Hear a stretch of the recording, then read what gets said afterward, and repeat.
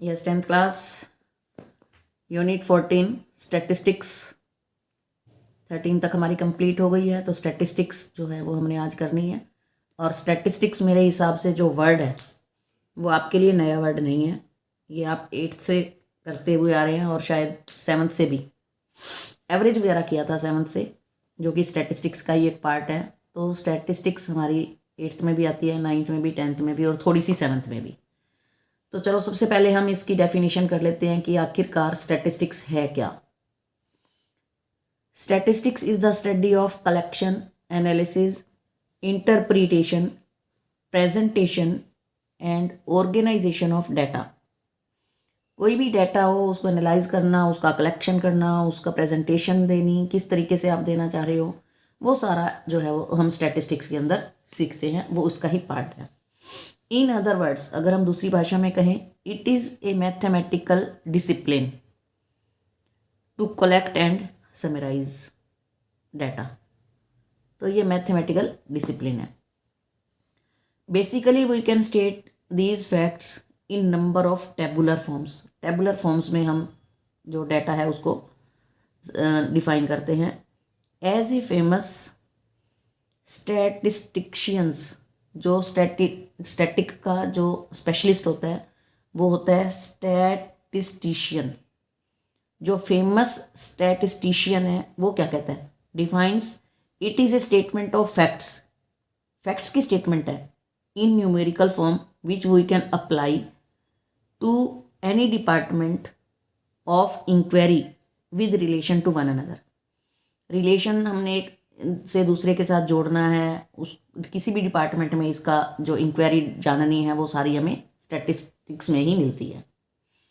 It has many uses in various sectors. बहुत सारे sectors में इसका यूज़ होता है स्टैटिस्टिक्स का, like psychology, sociology, probability, weather forecasting and more.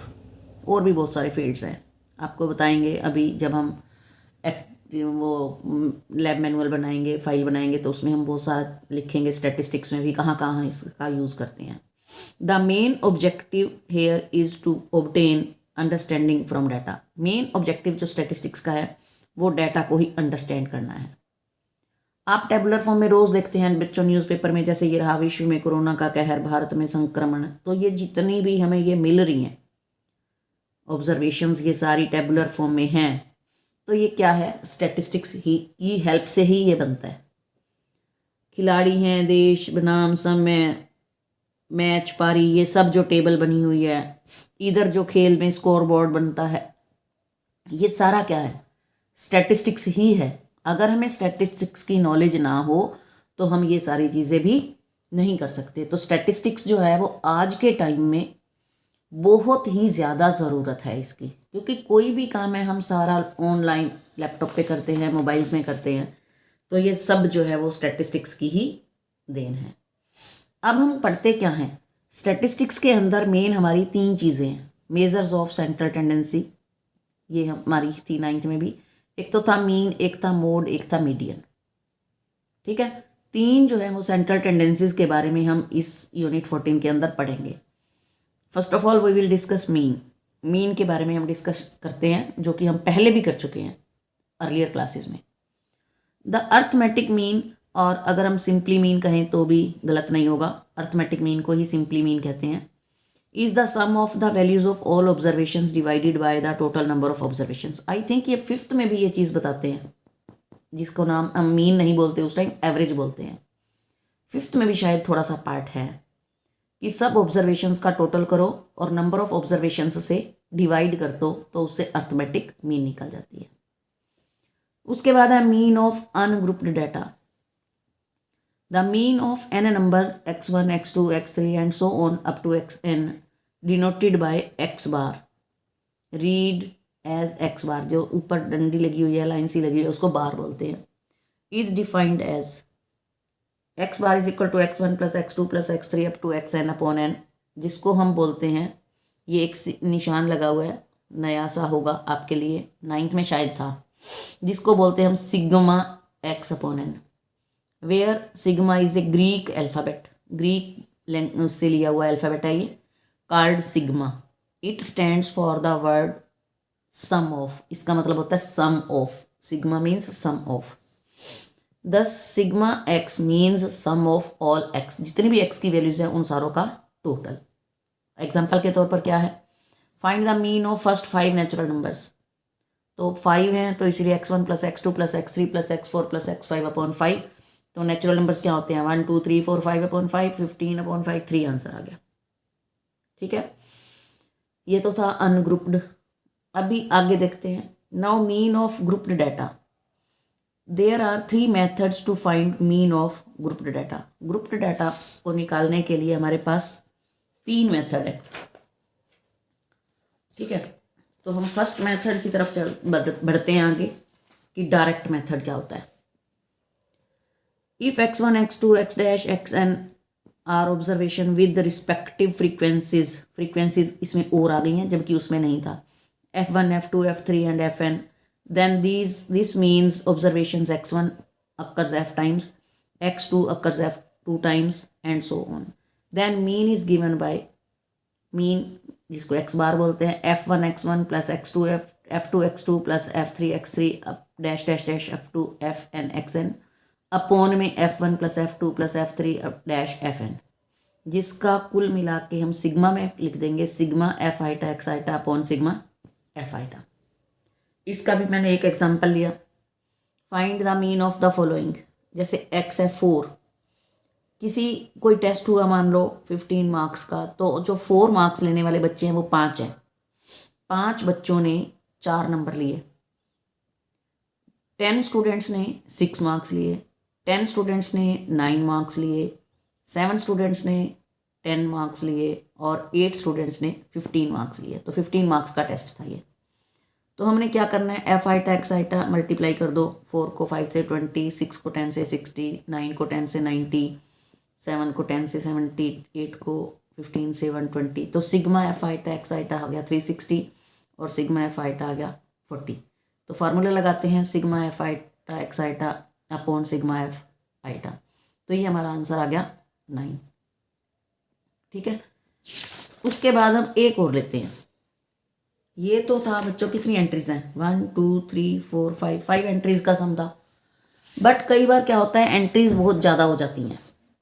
In most of our real life situations data is usually so large, कभी कभी बहुत लार्ज डाटा हमारे पास आ जाता है, that to make meaningful study we need to convert the given ungrouped data into grouped data. Ungrouped को हमें grouped में कन्वर्ट करना पड़ता है, तो जाके जो हमारी कैलकुलेशंस हैं वो हमारी ईजी होती हैं। अदरवाइज बहुत सारी एंट्रीज के साथ ऐसे खेलना बहुत टाइम लग जाता है। ठीक है, टाइम को बचाने के लिए क्या करते हैं, we need to convert the given ungrouped data into grouped data and device भी नहीं लाते हैं, कोई नई ढूंढ के लाएंगे, some method to find its mean. एक बार फिर मैंने इसी पिछले की तरह एक उठाया डाटा, देखो 1 2 3 4 5 6 7 8 9 10 11 12 13 एंट्रीज थी बच्चों। 100 मार्क्स का पेपर था, 10 नंबर लेने वाला सिर्फ एक बच्चा है, 20 नंबर लेने वाला एक बच्चा है, 36 मार्क्स लेने वाले 3 स्टूडेंट्स हैं, 40 मार्क्स लेने वाले 4 हैं, 50 मार्क्स लेने वाले 3 हैं, 56 मार्क्स लेने वाले 2 हैं, 60 मार्क्स लेने वाले 4 हैं एंड सो ऑन। बच्चों आज का जो टाइम है, हर किसी के पास इतना टाइम नहीं है कि वो डिटेल देखता रहे। सीधा शॉर्ट मेथड हर कोई चाहता है, तो क्या करते हैं, एक बार अगर हम इससे निकालते हैं वही पुराना method F iota X iota से टोटल करते हैं तो 1779 और इसका टोटल करते हैं तो 30 स्टूडेंट्स हैं, तो नंबर आए 59.63। अब इसी डाटा को ग्रुप्ड में कन्वर्ट कर लिया, ग्रुप बना लिए, ये थे 13, 1 2 3 4 5 6 7 8 9 10 11 12 13 बार हमें ना देखना पड़े, हमने उसको आधे में ले आए। हम 1 2 3 4 5 6 हमने ग्रुप बना दिया। पहले ग्रुप में हमने 10 से 25 मार्क्स वाले स्टूडेंट्स रख लिए।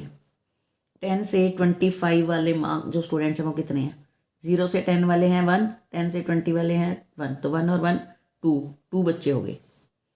25 से 40 के बीच में जो बच्चे हैं, 25 से 40 के बीच में जो है वो सिर्फ 3, जो 40 है वो बच्चों आगे जाएगा, क्योंकि यहाँ भी 40 है, यहाँ भी 40 है। आप 8th में भी पढ़ के आए हो। जो 40 की काउंटिंग होगी वो अगले में होगी।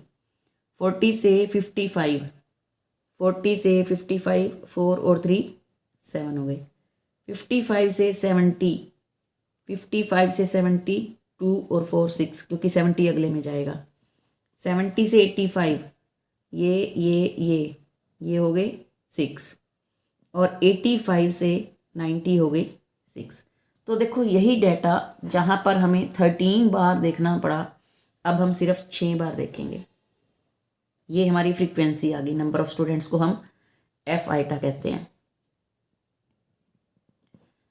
तो अब मल्टीप्लाई किससे करें? जैसे यहाँ पर तो एक्स था, तो यहाँ पर क्या करते हैं, एक्स आइटा निकालते हैं। निकालना पड़ता है जब इंटरवल्स में, जब ग्रुप्ड में आ जाता है तो एक्स आइटा निकालना पड़ता है।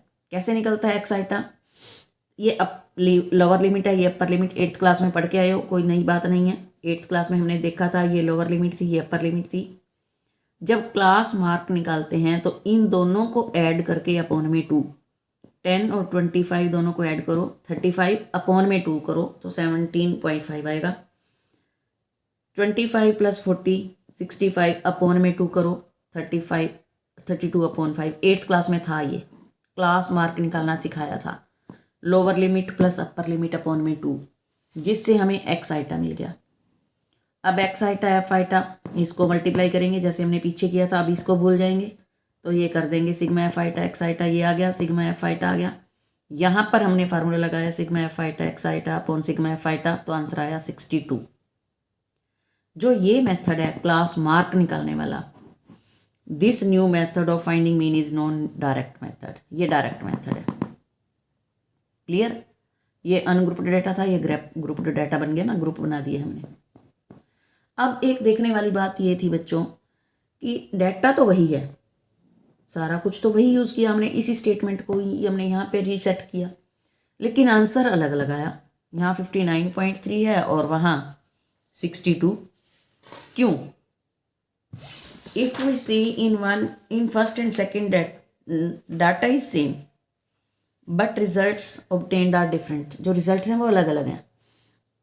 विच वन इज मोर एक्यूरेट? तो हम इन दोनों में से किसको सही माने? तो वो कहता है कि 59.3 इज द एग्जैक्ट मीन। सही में तो 59.3 जो है वो सही आंसर है, लेकिन जो 62 है आंसर वो भी सही है, बट उसको हम अप्रोक्सीमेट मीन मानते हैं। अप्रोक्सीमेट, क्योंकि वो इंटरवल जब हमने क्लास मार्क निकाला तो उससे इस बात का फ़र्क पड़ गया, क्लास मार्क्स ने फ़र्क डाला आंसर में। तो जो ये आंसर होते हैं वो अप्रोक्सीमेट होते हैं, और जो ये है वो एक्यूरेट होता है। सो अंडरस्टैंड करो और ट्राई करेंगे हम क्वेश्चंस को करने की। Thank you, have a nice day.